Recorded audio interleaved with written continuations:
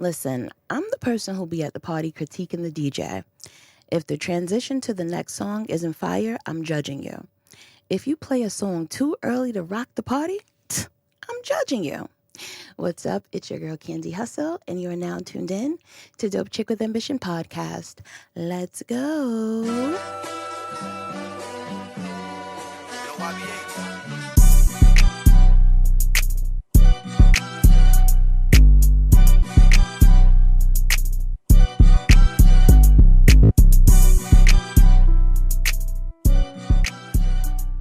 DCWA fam, we are now in the month of May, the month when mad-ish is going down. And I have never really noticed it, but listen, rent is due on the 1st.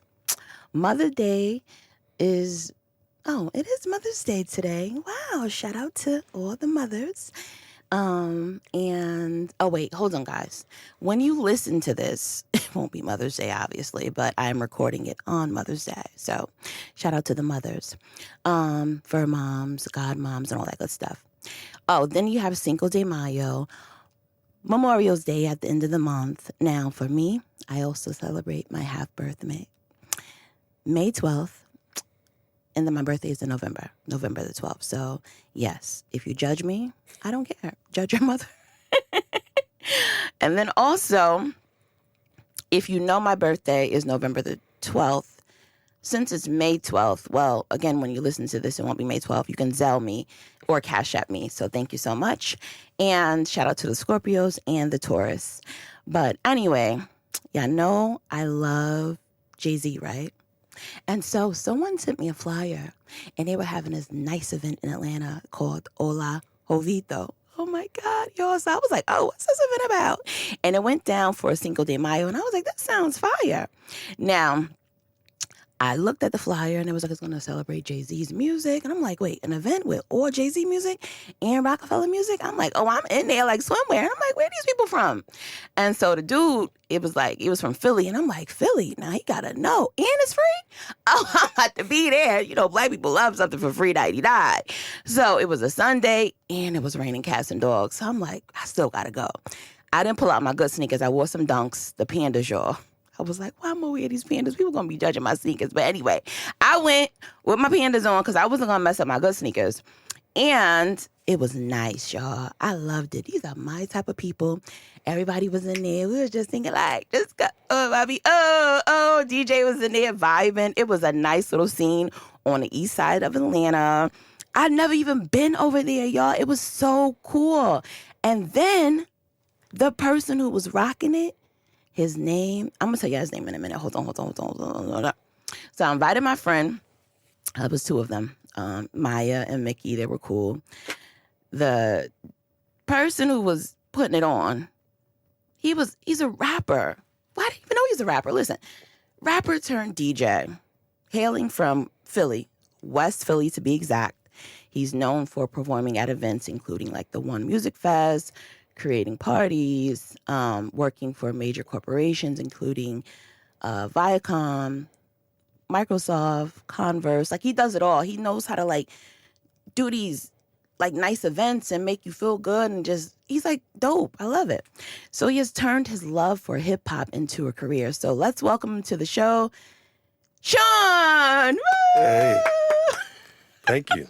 Did you like that introduction? Yeah, that was amazing. It felt good. I appreciate that. You're right. Thank you. I appreciate you for coming. Are you still asleep? No, I'm good. I'm up. You up now? Yeah, I'm up. All right. So, y'all, we are recording. Like I said, it's Mother's Day. He is a family man. So I absolutely appreciate you for being here, sharing this day with me, this little piece of time. Oh, good. So how long have you been in Atlanta? Yo, it'll be 20 years in June. June 20. 4th, 20 years. Wow. I moved here June 4th, 2004. Wow. So did you come down for school or did you just come down? I actually came to visit. My dad was here. Okay. My dad and my cousins were here. So, well, actually, one of my cousins was here. And my dad came to stay with her for a little bit just to see how he liked it. Mm-hmm. And I came to visit them. And then he was just like, yeah, I'm buying a house and I'm living here. And I was still in school. And then I just I fell in love with it. Like, I came here like maybe 2-3 years before I actually moved. And then one day I was just like, yo, I'm leaving school and I'm moving to Atlanta. Wow. I dropped out and just moved. Word. So what school were you going to while you were up there? I was going to school in the middle of Pennsylvania called IUP. Okay. Indiana University of Pennsylvania. And it was cool, but I was there for all the wrong reasons. I was there for my parents. I wasn't even there for myself, but I learned a lot at that school, though. I learned a lot about people and how to connect to them, so it was good to go, Right. Well, you seem like a people person. Like, you're very engaging. Oh, I appreciate that. No, yeah, you do. I do know that you're a Sag, and that's like a good thing, that you guys are people persons. Yeah, it's a gift and a curse. It can be. Yeah. It can, because a lot of people like to gravitate towards you. Right. And it's like you're pulled a lot of places. But then also, when you show that other Sag sign, that side, people be like, I don't like you. You're like, I thought you liked me. Got a little bit of fire. Right, that little bit of fire where you might say too much, like, oh, I don't like that part of the Sag. Oh, yeah. Right. I had to explain that to somebody the other day. I was like, I'm very direct. Too direct sometimes. Like, Sean, who asked you? You ain't got to ask me. Like, my bad. Right. That's right. real. That's real. Right, definitely. So let me ask you about this, Sean. I'm looking like, when I was doing my research on you, rapper turned DJ. What made you transition? I mean, I still rap. It's just, it's all music. It's all entertainment. Like, music is like a love of mine, since I was a kid. And it just all worked together. You know what I mean? Like, it's funny because when I was young, I learned how to DJ in the 90s. I didn't want to buy the equipment. And I knew my parents wasn't going to buy the equipment. Right. So my best friend, he ended up getting the equipment for Christmas. And we would just be at his house practicing. And he went on to be one of the greatest DJs I know. Wow. And in the process, I was learning how to rap. So it's like 11 years old. And I just focused with rap, you know what I mean? It was cheaper to do at the time because, we wasn't in no studio yet. We're just rapping in the neighborhood. And then when I finally got in the studios, like, people were paying for the sessions. Right. So it was like, as that grew, and then I started paying for my own sessions, and I ended up moving here, and I signed with Bone Crusher to a production deal. Okay. So, just... like I said, it was music. Like, from doing shows and knowing records and learning records, I started to do events, and then it just was like a natural transition. Like, yo, you might as well just DJ. Like, the records. Right. My business partner was a DJ. He actually forced me to start DJ. Okay. We started an event in June. It was June 2014 or 2015. And I was in L.A., and he was like, yo, I'm not DJing this event by myself, and everybody's going.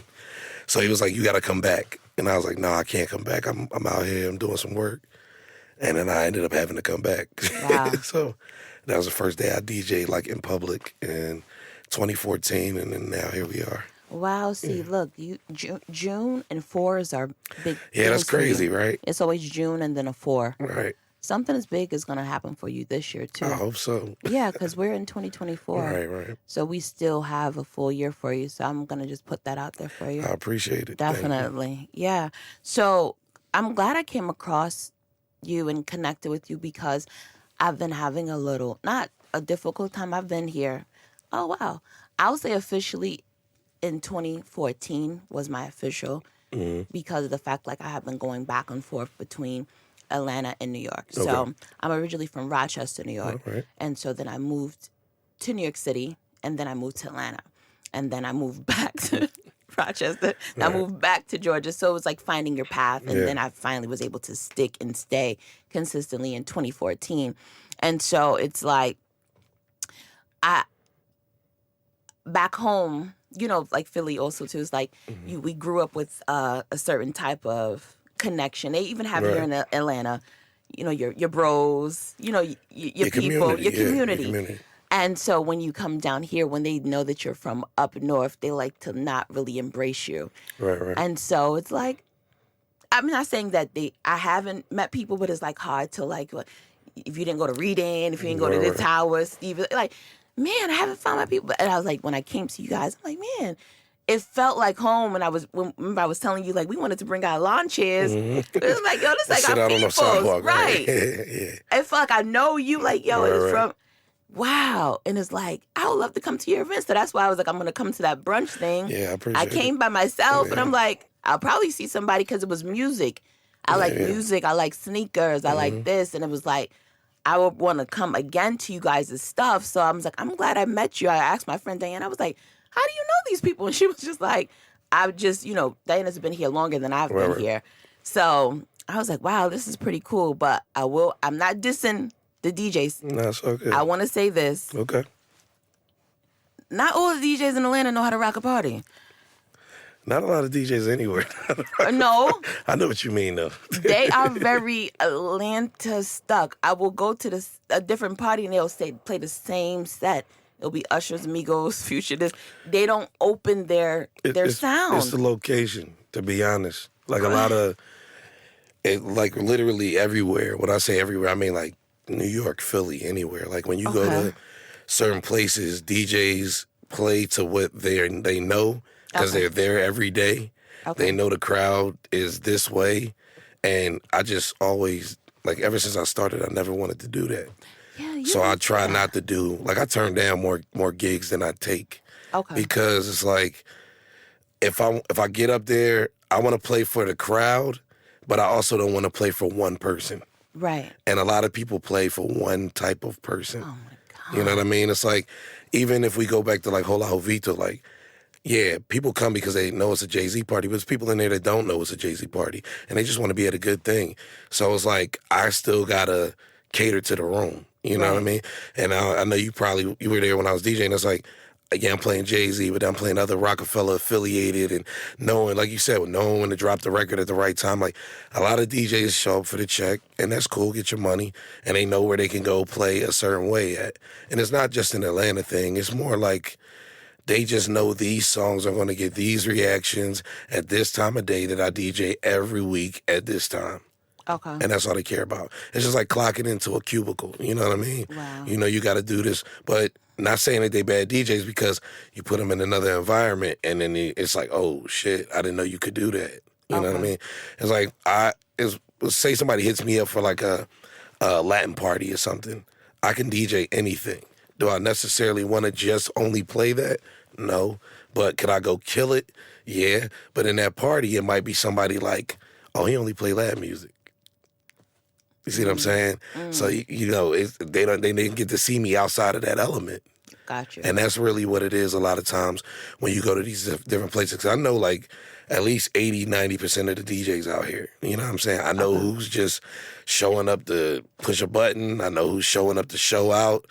And I know who's just like, I'm going to pop out every now and then and give y'all some fire, and I'm going to go back doing what I was doing. You know what I'm saying? Yeah, because when I tell you that, I'm a music lover. I love music. Music is therapy. Music is my love. Like what? I need music every day. Same. Like I gotta wake up to music. I listen to music, and I'm gonna listen to jazz. I'm probably gonna listen to some Coltrane music.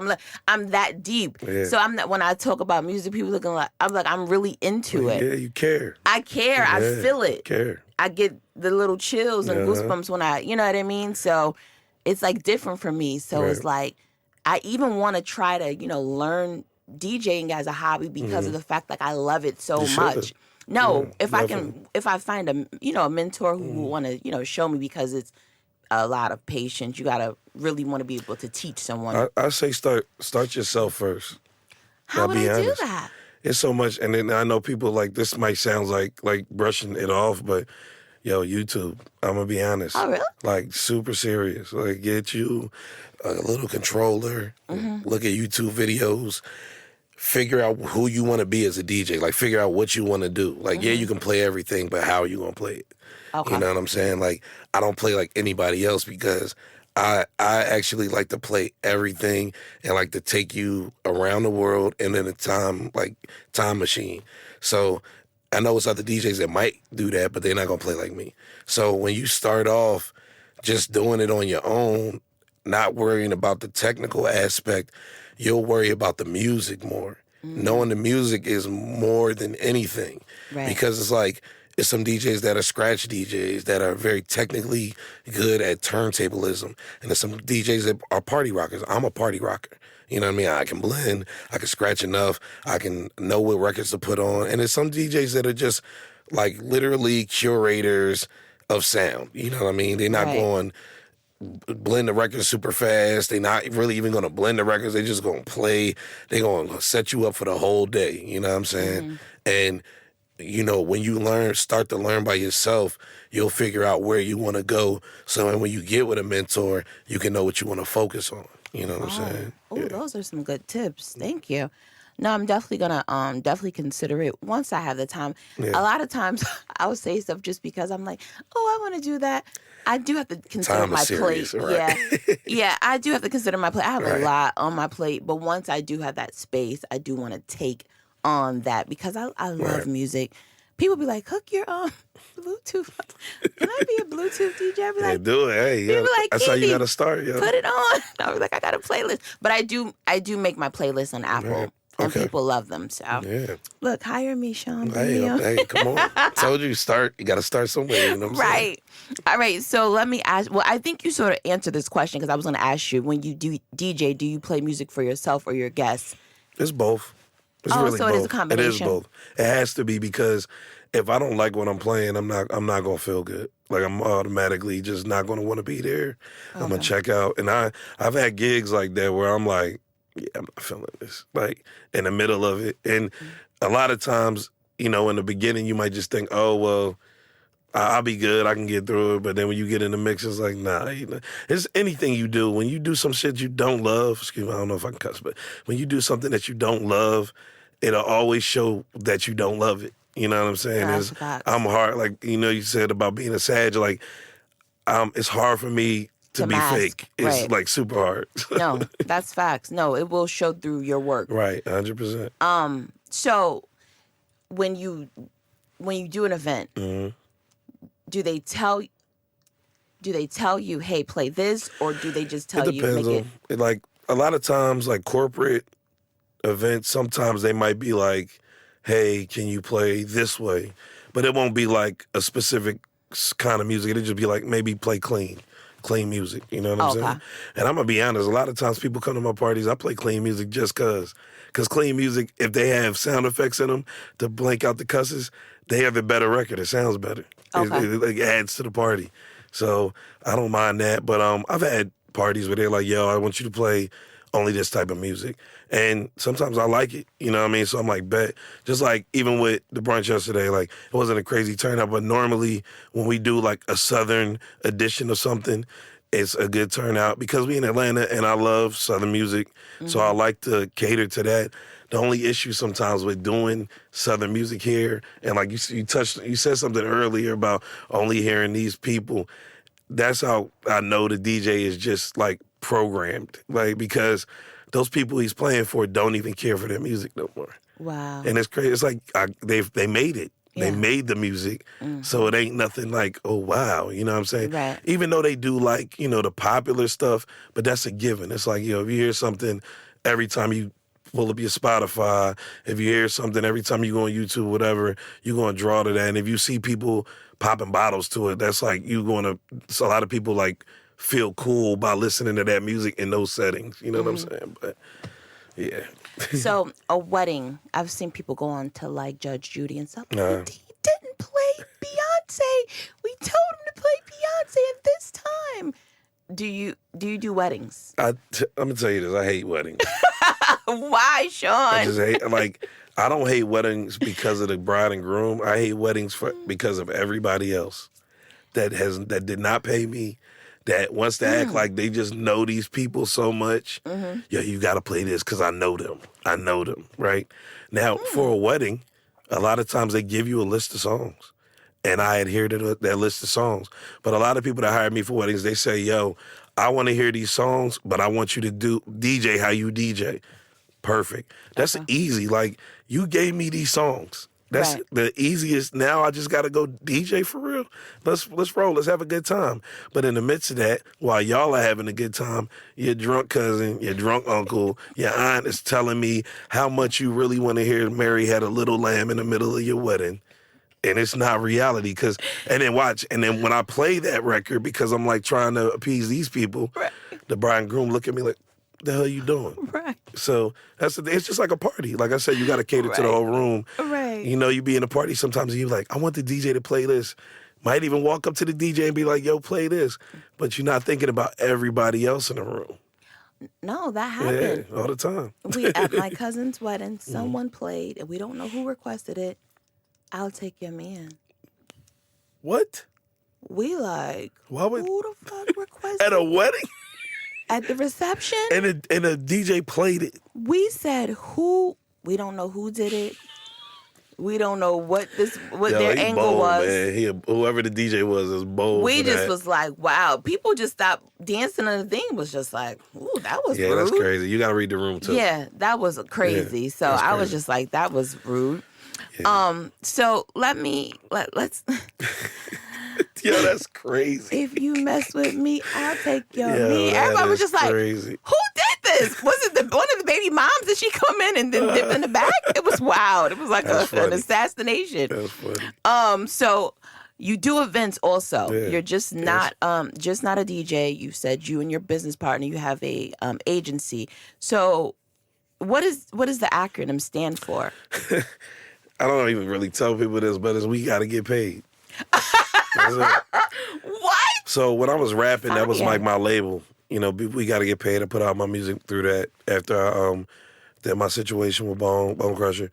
And it was just like we got to get paid, but not just necessarily in money. You know what I'm saying? Like in everything that I'm owed. You know what I'm saying? Time, respect, all of that. You know what I mean? But I made it an acronym just so it just didn't look like, oh, I got to get my paper, you know what I'm saying?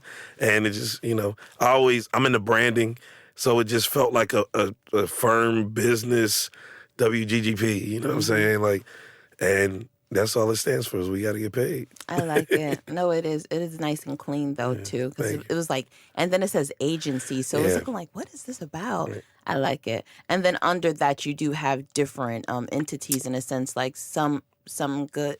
Some good party. Yeah. Vinyl. All vinyl get brunch. Yeah. We've done a bunch of stuff, but those are like the main stays for over like a decade. You know, Some Good is younger, but all vinyl, we've been doing that since 2011. What else? Get Brunch was 2014, 13 actually. We drew up the concept, and there's a couple other things I'm probably forgetting, but yeah, under that I do marketing branding for other people. I produce events for other people, other companies. I work with Havas, Coca-Cola, a couple other companies too. So that's where the agency part came in. I don't really broadcast it as much because I spend more time doing my own events, but I kind of became like a Swiss Army knife for companies that come to Atlanta and want to integrate into the culture. That's fire. I like you do the work. You don't need to publicize it. You just do your work. I probably should. But we're old school though. You know what? Yeah. It's not that you should. It's just like where we came from. We just worked. But the thing about it is now you in a day and age of oversaturation and stuff gets pushed to the back. So like if I get on, like I've been on this run of telling like all my friends like, yo, you got to speak your resume. Because like we old school as far as if I'm saying something to you and you just like, oh, yeah. But no, it's like, no, you did that. Because when you going to show these people in this digital age that you did that, they want to go search, they want to see post and stuff like that. Content and then is king. A lot of the work we do isn't posted. So at some point, like I was having a conversation with one of my homegirls who has an agency too, and she done like huge stuff, like big budget things. And I was like, yo, you got to document that outside of just the people that are hiring you, so all these other people can see. And, you know, sometimes we get caught up in, oh, you bragging, you boasting. It's like, no, I actually did this, you know? Because whenever you go to get a job, you're going to tell the truth. You're going to lie a little bit. It's like, no, your truth is already there. You putting it on the paper to get this job. Why don't you put it in the air so people know that you do it? Because I get paid off of acknowledgement. You know what I'm saying? So I don't get paid off of nothing else but acknowledgement. No, that does make sense. I like that you mentioned that, and I'm going to actually share that with my cousin. Okay. She's a hairstylist, and because she is from the, like I said, the old school era. Right. She's out there doing hair. And I'd be like, cuz, you need to put it on social media. Got to. And she'd be like, girl, it's so hard. I'm looking like, you got to figure out a way. Got to hire somebody to do it. Right. Because Yeah. I know how to be on social media. Like, Right, ever right. since the beginning of time, I was on Black Planet. I'm Me too. on MySpace. Me too. I'm I believe because we're from that turn of the Right, century, we started with computers. You know, we had those big back apples. Yep. Remember those colorful ones I had in our a Packard class? Bell. Yeah, right. Bell. We had we was on AOL chats. We was in the rooms. Facts. You know what I mean? Yep. So we're a part of that, and so it's just like we just started being on everything that came out. And I'm looking like, girl, you need to put your work. And she'd be like, I did all of this. She showed me on the phone, but I'm like, Right. you gotta transfer it Now to you got to put it out there. on the social media. So I'm glad that you mentioned Man. that and reminding me to keep doing that. So, how do you come up with your events, like the names and all of that stuff? What sparks it? To be honest, some of the ones that already been going on, my old business partner, we would like he would come up with names, and I would execute what it looked like. So Okay. like Get Brunch came from him. His name, he was like, yo, we used to travel a lot, and this is another going back into speaking your resume. So like the popular brunch that everybody like makes memes about now, that started in Atlanta with us, Get Brunch. There was no other brunches in the country that was doing that. We got inspiration from seeing a brunch in New York called Ain't Too Proud to Brunch, but it wasn't like that. It just had a cool DJ. One of the homies DJ'd up there, and then they had these different flyers that was like, creative. And I was like, yo, we need a brunch here, like where black folks can come here, black music, and, enjoy themselves, move around, dance, whatever, but also get some good food. So in 2013, we came up with the idea. We started 2014, but then 2015 was like the real launch at BQE. So Okay, we BQE. started their brunch and then took that and went to Sweet Lounge after being at BQE for like 3 years, started Sweet Lounge's brunch, and then all these other brunches kind of popped out after that. So that name came from my business partner, All Vinyl. It was All Vinyl Everything that came from him, but like all of the branding behind it, the logos, all of that, what it looked like when we would promote it, that all came from me. And it really just came from it'll literally be like a song or somebody says something, and like even Hola Jovito, I was like, yo, me and him at the time were just talking. I was like, man, we should do. I was like, man, I'm sick of all these Cinco parties. Like, I was like, yo, Mexicans don't even really celebrate Cinco. Like, Right. we and black folks out here celebrate Cinco. We took over. I was like, we should do something on Cinco that's just like and I was just like, Hola Jovito. And we both kind of was like, yeah. So we did it a couple years ago, and I told myself, I was like, if I got time and I'm not out of town, I'm going to just do it here. And it's like in the South too. So, a lot of people in the South are transplants, or they like Jay-Z. So I was like, hey, it just comes like a quick idea or just a conversation a lot of times, Yeah, I loved it. I was so happy to be. I appreciate it. A full day of just Jay all day. I was just like, we got to be there. Okay, now, have you ever considered doing a Fab event?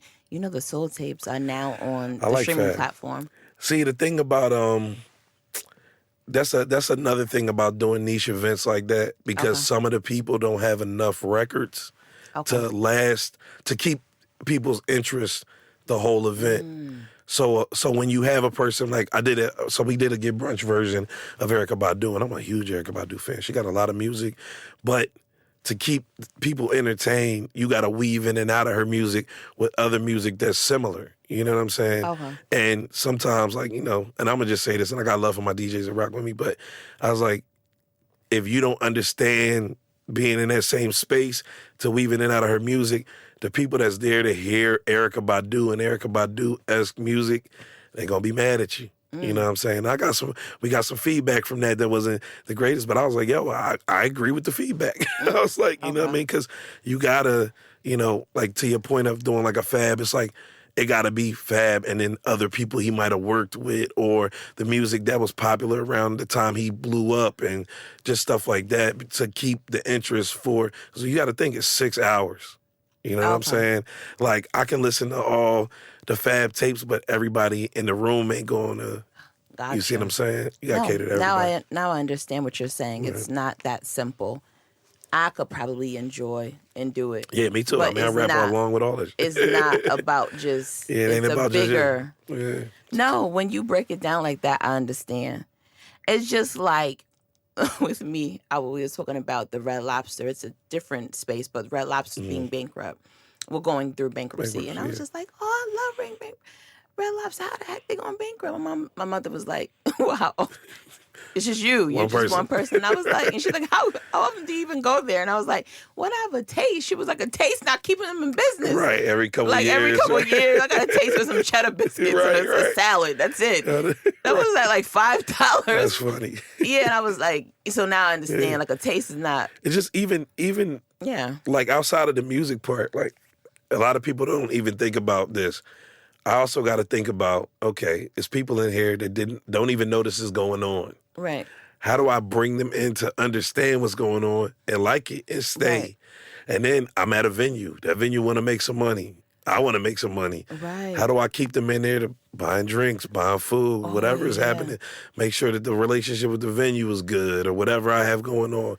So it's just outside of the music, I got to make sure everybody's good. I got to make sure everybody's safe. You know what I'm saying? Like that too.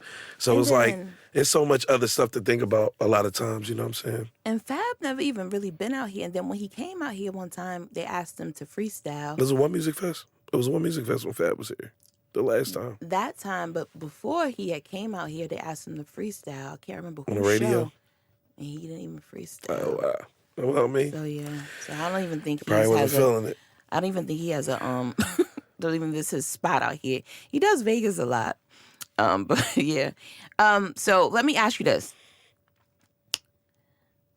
You're a voting member for the Recording Academy. Yeah. Clap, clap, clap. Thank But you. Hold on. You're welcome. Hold on. Yeah, right. Because I'm a barb. You can laugh. It's all good. All right. So are you one of the people that snubbed Nicki Minaj on her Grammy? Nah, I ain't snub her. I'm going to be honest. Like, a lot of times, like, people think that that it works the way it doesn't work. Like, it's not like people like, we not going to give her a Grammy. Like, no, you got to vote by this day. First of all, it's this. You got to submit this music by this day. That's whoever is submitting music to the Academy, right? Mm-hmm. Then that music gets voted on, but it's like so many categories. You can only pick certain categories, and you can vote. But if there's other stuff in that category, so say it like this, just like the Red Lobster thing. You only support Red Lobster every couple of years, but it's just you, right? So if she's in a category, and it's just me clicking her every time I see her, it's just me doing that. Then when that next round comes around, she not in there. But now she's Nicki, so it could go rounds. But if somebody else is beating her out, they just beating her out. Like it ain't no BS. And I thought it was at first until I got in there and saw it. I'm talking about just me at my computer voting, right? Mm-hmm. And the prime example is Killer Mike winning, right? I know Killer Mike personally. I'm a fan. I've done business with him. So, of course, it'd be like, oh, you got a, what's the word? Like, they'd be, conflict of interest. It's not because you're voted on by your peers. Okay. So, every time I looked in the category, I would look and I see Killer Mike. But then I see other people that I like their music and I see people that I love their music. But then I was like, damn, this Killer Mike album actually hit me different. You know what I'm saying? So every time I saw it next to something else, I would like weigh that. Like, did this sound better than this? Did this really hit me more than that? I'm clicking Killer Mike. And then it ended up leading to him win because a bunch of people felt like me. You see what I'm saying? Oh, okay. Even if they was just like, oh, Killer Mike, I see his name, click it. You know what I mean? Like, she got the same option. You know what I mean? Because it comes from you submitting the music. It ain't like, oh, the music ain't submitted or her name just ain't up there. It's like, yo, submit it. People vote on it. It's just like anything. It's like an election. Even elections is BS most of the time because electoral votes, it ain't that with that because it's still us voting. You know what I'm saying? Okay. Like, that part ain't in there. It ain't like, oh, it's going up to the Electoral College of the Grammys and they're deciding like, no, it's like narrowing down. You know? It's narrowing. Okay, because I was looking like, so I read your little bio. I was like, oh, so that you know. snubbing my girl. Yeah, and I'll be honest, I felt like it was BS too for years Until you got in. Until I saw my own. Now I can't speak for anybody else's. I just know when I'm clicking on the screen, this is what I see. You know what I'm saying? I feel you. All right, so that leads me up to my next questions, Barbs. I'm going in for us. Look, I'm going in, Atlanta Barbs. Can we get an event? I'll be honest. I would have to partner with somebody because, like, I'm not well versed in all of her music. I like her music though. She can rap like a mug. You know, I met her years ago out here. You know, and she has the music. Yeah, she definitely got the music. I mean, I know people will go crazy. People will go crazy. All right. Yeah. So if you do, let me know. Yeah, I'm not against doing that. You know what I'm saying? All right, cool. Just put me on that. No, I might have to do it with you. All right, yeah, let me know. I can host it. Y'all Barbs, where we at? All right, cool. You gonna wear a pink t-shirt at least, right? Hey, man, I got a pink t-shirt. I don't mind. All right, cool, yeah. I support y'all. All right, cool. All right. Let me see. Let me ask you. Oh, now this is a good one. So, Sean Falyon. Falyon. I don't like this last name. Be everywhere. Yes. What is that about? It's just it's really about being the same person everywhere. Oh, so that's not about being outside. So it became that because I had to be outside. But it's really about that. Like Common, the rapper, had an album called B, and that was like one of my favorite albums. And I listened to that joint front to back, and just everything he touched on in that album was dope. And he in the album, and it's one of the songs in the intro, I believe he was like, "The present is a gift, and I just want to be." You know what I mean? Okay. And I just and I took that like, damn, you know, a lot of times we don't get a chance to just be in the moment. You know what I mean? And then traveling, meeting people, I just like when stuff would get back to me about like, you know, how I am through other people, like, you know, they like, you know, they say, you a good dude, you this, you that. I always wanted to maintain being there. You always gonna progress, you're gonna grow, but you always just need to be your foundational self whenever you go places. And that's just like, you know, from what your parents taught you or whoever raised you. I'm big on that. I'm big on respect. I'm big on manners. You know what I'm saying? I just always wanted to be who I said I am every time people meet me. You know what I'm saying? And then it became being everywhere, like traveling, you know, because I meet people in so many different places and build so many relationships that I value, that I nurture, and that I care for. You know what I'm saying? So it just kind of tied into the traveling as well, you know. Oh, I like that. Oh, that's fire. Now that you broke it down. See, I love breaking things down, getting an understanding. All about communication. That's life. It is. It is about communication. Once you do sit down, I was telling people how I ended up meeting Charlemagne. Okay. And you know how he's not well received with his media personality online. Mm-hmm. But then, you know, that's his personality. That's how he gets paid. Right. That's the ratings. That's why he's hired to be that person. Mm-hmm. But then when he's off the air, hey, what's going on? It's different energy. Right. And so a lot of times you have to meet people once the cameras cut, air over, it's different. So it's like you got to get your own. Yeah, your own perspective. Your own perspective. Mm-hmm. Yeah, perspective is important. So the battle. Dun, dun, dun, dun, dun, dun, dun. Let's get your perspective on that one. K-Dot. Oh. Let's go. Period. K-Dot. All right, now let's really talk about the battle, honestly. I'm gonna be honest, I'm a fan of Drake's music. Yeah. I'm not even going front about that. I thank you for that, because I'm OVO. Okay. I'm OVO gang, because the fact that Drake, honestly, has carried the industry musically on his back. Sean.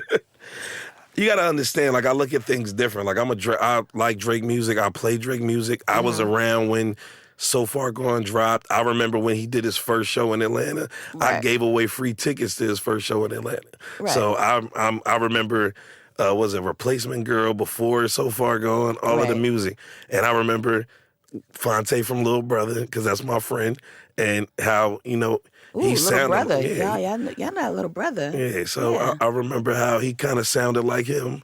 He sounded like these people, and I get it. You're an artist, Big so Sean flow, and everybody thought about that. Yeah. So my thing about that is, like, Drake has done amazing things. Don't get that twisted whatsoever.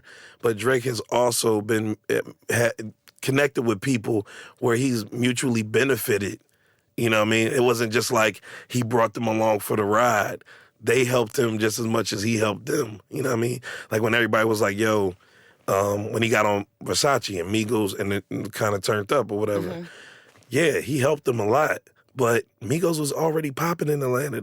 I was sitting in Fader magazine office before Versace Remix dropped. And one of the music editor walked in my homie's office and said, yo, you live in Atlanta, you know these guys? I said, yeah, they've been rocking for like a year. They've been popping for like a year.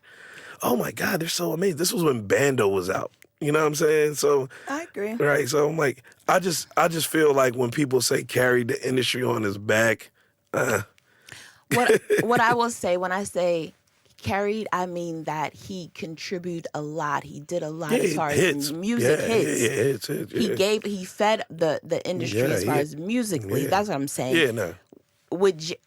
This is what I'll say. No, he's not Jay. But what I'm saying is when Jay gave us something every summer, he made sure we were fed. No, Drake, hits. That's what I mean. For sure, yeah. That's all I'm saying about that. 100%, yeah. It was mutual relationships. Yeah. Migos did something for him, stamped him. He stamped them, he brought them over. Right. It was relationships, right. Yes, but I just don't like the fact that people are acting like his character just arrived. Oh, no, I'm right there with you. Come on, I feel you. Y'all allowed all of this to occur.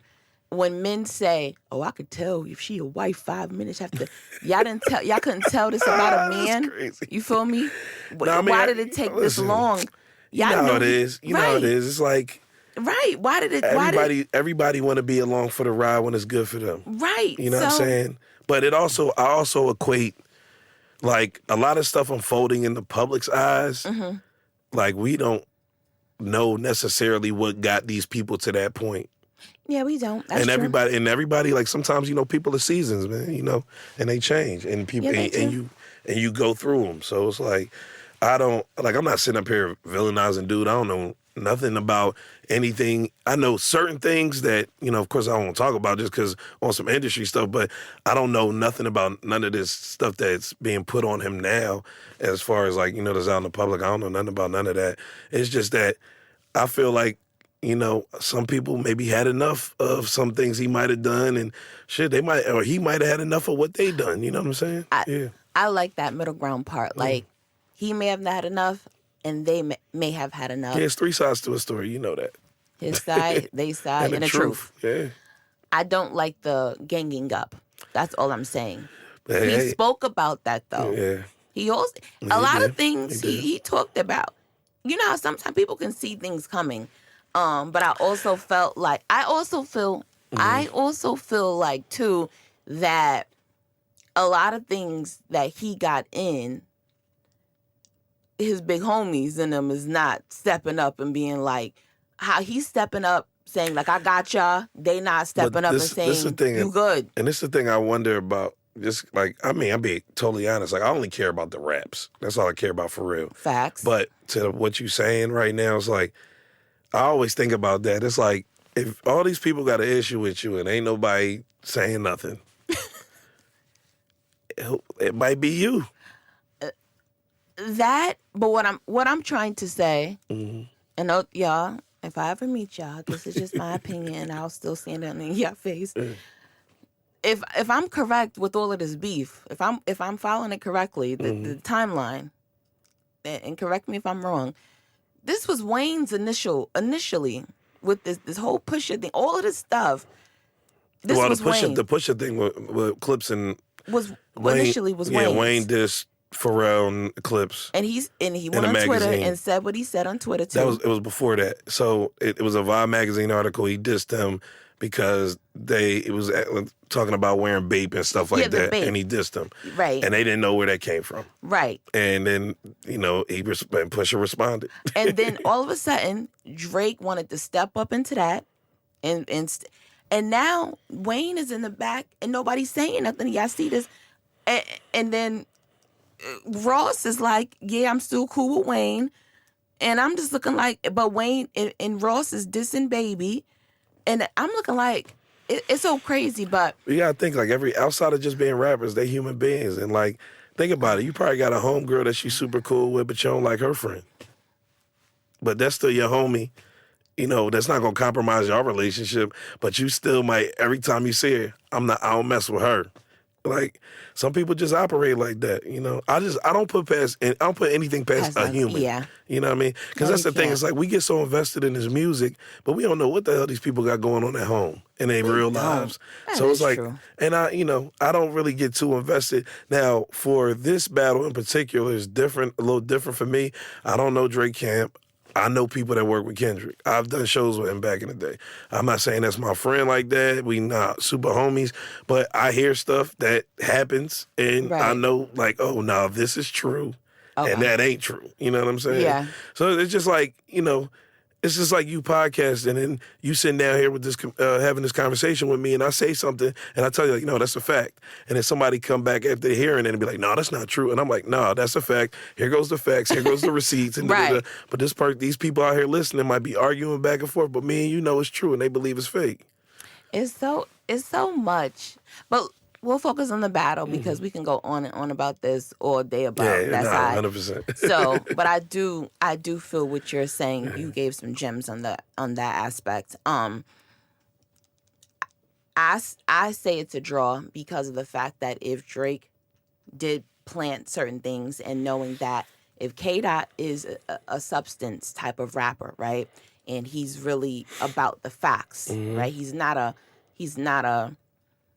goofy type rapper. You feel me? He's studying, right? He's very he wouldn't address foolishness.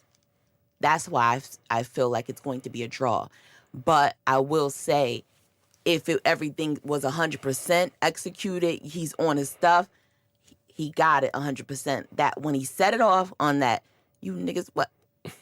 Yeah. That was that verse on, everybody was like, that wasn't like, that was like that. It was polarizing. That was polarizing. Yeah. For people to say that was not, And that was light. mid. It was a light jab too. It wasn't all of his joy. Like, so this is my issue. I don't think it's a draw. I'm gonna just say that I think it's Kendrick all the way. Outside of my bias, just raps. Right. I'm gonna tell you just everything. I don't listen to battle raps for who can give me what people call tea. I don't listen. Yeah, no. If no. if it's in there, cool. How did you say it? How did you set it up? Right. All of that.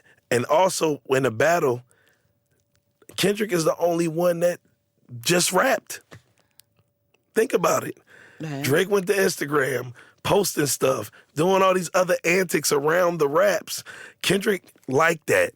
Euphoria, 616 in LA, Meet the Grams, Not Like Us, all just raps. And you know what he did? He created a creative story that we just followed from like that. It's like, yo, F the big three. And people already speculated the reason why he came off on that record like that, because they wanted him on First Person Shooter and he turned it down. And in the raps he said, you know that we got some shit to address.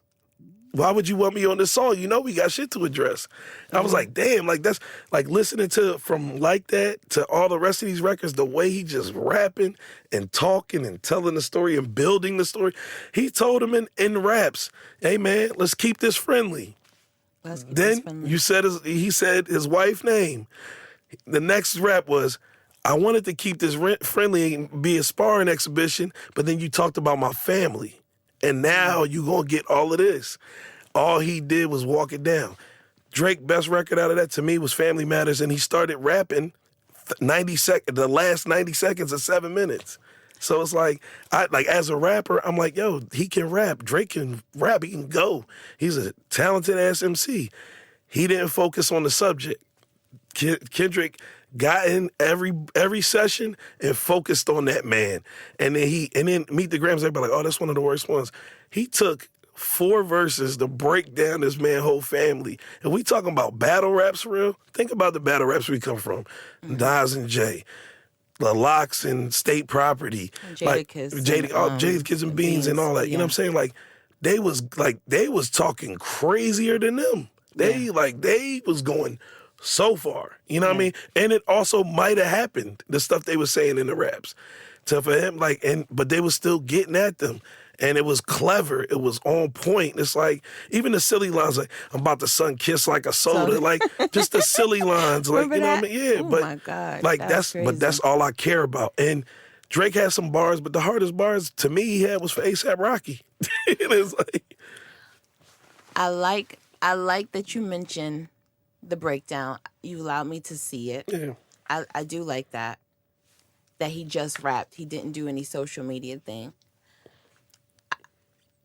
I don't like the fact that Drake did the whole social media things and thinking it was a joke, because you did have that hype energy. Now, Push-Ups was Reggie. Tailor Made, I love that shit. Hold on. Look, I'm going to say I love that shit because, for one, if Kendrick did that shit, if Kendrick did that with that AI with Pac and Snoop, niggas, I put that on my life. I give my life and say, y'all would have, I won't say you, because I won't say you. Other niggas, oh my God, this is amazing, because Drake did it, because niggas don't like Drake. All right, go ahead, my bad. Yeah. They don't like Drake. If Kendrick did that, everybody would have loved it. A Tupac AI, a Snoop AI, that was genius. That was amazing. But they do not like Drake. They wanted Kendrick to probably do that move. That shit was amazing and beautiful. The way he talked to him, that was fire. I'm gonna be honest, as an MC, Fire. he could have the version with him not doing that had me more like, okay, like you rapping. You know what I'm saying? Right. But now if Kendrick did that, I'm gonna tell you these are the differences. This is where nuance comes into play. Snoop is alive. Kendrick would have had Snoop talking alive on it. He wouldn't have did AI.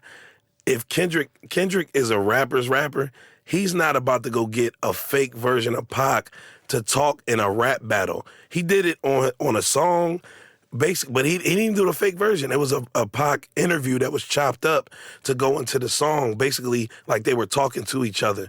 And that was about something. That was about some real substance and a real like matter of what the world is like now. You know what I'm saying? He's not going to disrespect how he sees Pac and views Pac and the legacy of him by doing some silly stuff like that. And it's like you utilize this man's voice in AI for this battle to say some silly shit. You know what I mean? So it ain't just the fact that if Kendrick would have did it.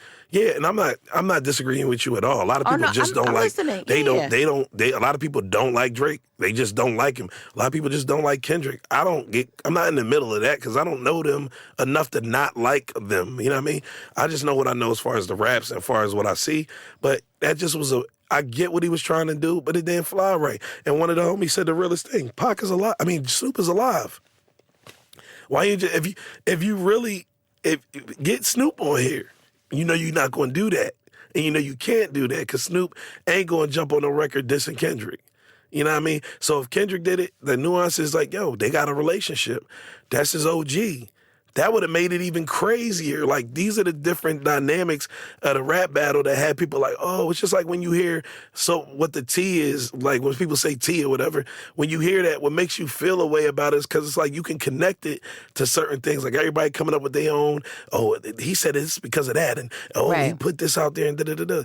It's like, yeah, these are all the little nuances that make people gravitate towards it. Now for Drake, it was a misstep. And what he tried to do in the battle was make another back-to-back every time, except for Tailor Made. And he tried to do it again on Family Matters. Like, that last bit of rapping at the end of the song, if he would have put that in the beginning, it'd have been a different record. You know what I'm saying? Family Matters for me was a 3-in-1 clip.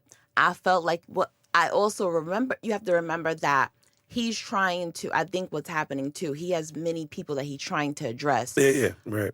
Niggas want him to address just Kendrick.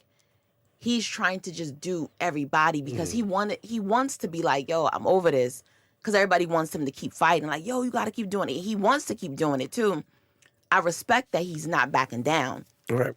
Most niggas be like, yo, this is too much. Like, he coming Nah, he each show time. up. He definitely show up. He shows up. Yeah. He's barred up. He has the metaphor. He has word plays. He's putting thought into it. That's a lot. Yeah, no, I'm not. Listen, I'm not crediting That's a lot. him as a rapper. Yeah. But when we talking about this exhibition, this man has been punching you in the face every record. Every record. Family Matters was a 3-in-1 for me. I loved it. He put a visual. I enjoyed it. Again, some people didn't like Kendrick's because of the fact that he was using like old school cuts. I liked Kendrick's. I loved. That's from the his school songs. of Ghostface. Yeah. Oh, yeah. Yeah, you know what I'm saying? Like, definitely. But Some see, people rapper, like it. You know, rappers, hip hop, I love that. Like that just, and then if we talking about like antics, like that Al Green one, was produced by Taylor Swift's producer.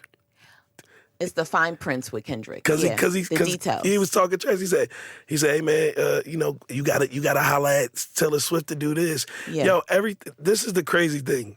Everything Drake asked that man to do, he did in raps. But you gotta hit me with some double entendres and quintuple, whatever. And he came back and he did that on every record. Got Taylor Swift producer. He did everything you said. Like he need to do and got you with it every step of the way. You know what I'm saying? Like even the whole like this is my thing. You saying that somebody planted information, even that stuff, it's like, just rap, dude. Just rap. Well, he said that his team planted the information. So not bucking the eyes. I'm not saying God. Yeah. Just rap. Even so, if it's already out there and you did that, just rap. Just rap. So we just want them to rap, but they said it's over. OG said it's over. Cool. So we'll see.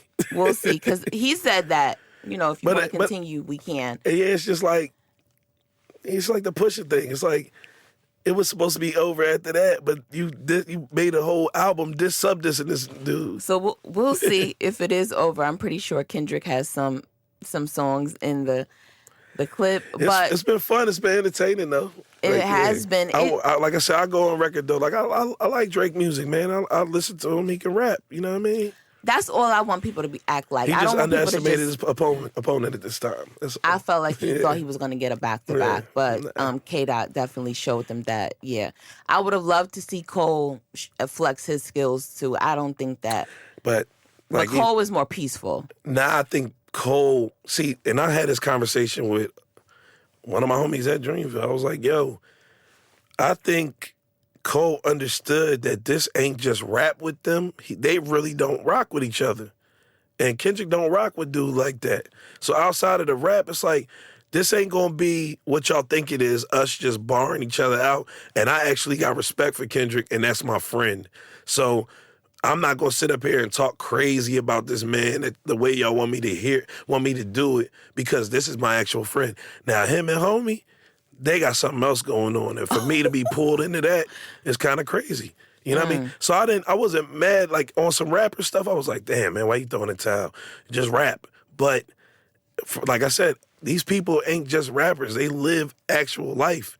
And if you know that you're not about to be on record going back and forth with somebody you really respect, because it's going to get taken a different way because this other element is in there and they really got an issue, it's like, why even jump in that fire? Don't jump in that fire. Don't make no sense. It's like some street stuff. Like, if you know that these two dudes got beef, but you cool with both of them, why would you jump out there and diss this guy over here? Now it's going to be, now you done brought everybody around you in the harm's way. It's like, I get it. You know what I'm saying? He saw all of this coming. Brother, I guess so. I'm glad that you gave insight to that, because I was looking at it like, why do you keep saying that Cole shook like that and wanted peace? But you're saying like he got a real relationship with Kendrick. That wasn't going to end up being just rap. Like, a lot of people say this, and I can't speak for that man, but it's like, a lot of people, when he put the diss out, they was like, he didn't even sound like he believed what he was saying. And J. Cole, you don't never hear J. Cole not sound like he believes what he's saying. He can rap. He's an amazing rapper. Like, you could tell that he didn't feel comfortable doing that. So when he said that on stage, I was like, yeah, I knew that. Like, because he didn't even believe what he was saying. Yeah. And speaking of believing, listen to this. Punch from TDE shared his updated top 5. Salute Punch, man. Shout out to Punch, but Punch must have drunk Punch when he said this. Sorry, That's but not not a sorry. top 5. That's not a bad top 5, though. Listen, hold on. Yeah, I know what it is. Go ahead. We're going to let the listeners All right. say this. I got to say my piece. And I know music is subjective, but I want to talk about this top 5. Right. Because I don't know about this. I feel disrespected. My updated top 5 in order. Jay-Z, as it should be. Tupac, Kendrick Lamar, the Notorious B.I.G. and Nas. Okay. My comment to that I left on Instagram, Nas' run since 2020, starting, well, it was the King's Disease trilogy and Magic trilogy, has been amazing. He must be on drugs. What do you mean, having Nas down that low? That's crazy. So this is also what you got to take in, and I'm traveling. I know that I've figured this out more. We're having conversation. I got a homeboy, super talented MC, amazing writer, helped write a bunch of hit records. He was not a Nas fan at all. And I was like, how are you not a Nas fan? And I'm Nas is one of my favorite artists. And I was like, what? How are you not a Nas fan? Man, it's just that we get to talking and he's like, oh, his beats and this and that. And I'm like, oh, you not listening to him like I'm listening to him. I never put on a Nas record and was like the beat. I always heard the stories first. And it was just it was like icing on the cake that it was Pete Rock Premier. And it laid so lovely over the beat. But I was always listening to the lyrics. Just like me and him had the same conversation about the Kendrick and Drake thing. And he was like, man, it's just Kendrick and this is that. And then he's like, yo, I realized what it is. He's like, man, you gave me real perspective. He's like, I wasn't listening to the things everybody else is listening to. I'm listening to if this is I could play this in a party, if I could do it, because I'm like, yeah, because you write hit records, dog. Like your brain is wired different when we thinking about just the lyrics. That's all we really focused on. Now for Punch, it's like Punch is an amazing rapper. A lot of people don't know that. Like he got a shout out to the homies Mirror Gang, Room Full of Mirrors. But he's an amazing MC. So that list to me shows, yo, the way you looked at Jay-Z from where you come up from, he from, L.A., you know what I'm saying? All the stuff he been around, how they receive music over there. Jay probably got to them quicker than Nas. Or maybe it's just that he liked Jay and Nas, but Jay just held a certain, I don't know, kind of just held another place because of who he became as an MC, you know what I mean? From the start, I guess the celebrity of it, him being like reaching the heights that he reached. Of course, Kendrick, he right there with the ride, so he's seen the whole ride and how he touched the culture. I mean, look, I respect that list, you know what I'm saying? My only problem with that list is Scarface in on there. That's my favorite rapper, so. I used to, did I have Scarface? I used to have Scarface in my top 10, not my top 5. People, I don't think that Big should be in top 5 still. Why? Because he's no longer here. But Tupac too. You got to think in those top spots. How old they was for what they did. Yeah. Who's really done that? Short amount of time. Who's really done that? I understand, but I just really feel like they're no longer alive. I mean, nothing. They've transitioned here. Who's your top jazz artist? Oh yeah, no. Coltrane is gone. I get what you're saying. Yeah, it's like. But I'm like, these people, like, it's just like no one can ever take those stops because they're. If somebody breaks a record and they die and nobody breaks that record, should they still not be held as the record breaker? Oh, you know what I'm saying? That's a good way to look at it. Nah, they did the work. Like we talked about, speaking your resume, they actually did this. So they should be, you know what I mean? Like, it's cool to be like that. You know what I mean? Ain't nobody else. You got to think. Outside of them, in that small period of time, yeah, we got Drake in 15 years. Tupac and Big wasn't doing it for that long. You know what I'm saying? And they had like a run impact that nobody a run and impact that ain't nobody really touched yet. You know what I'm saying? But I think, you know what? I also I think I don't like the discussion of the Jay-Z and the Biggie discussion, because I'm looking like Jay is still here when they keep always trying to compare Jay and Big's run. And I'm looking like, I don't, that's the one I think I don't like.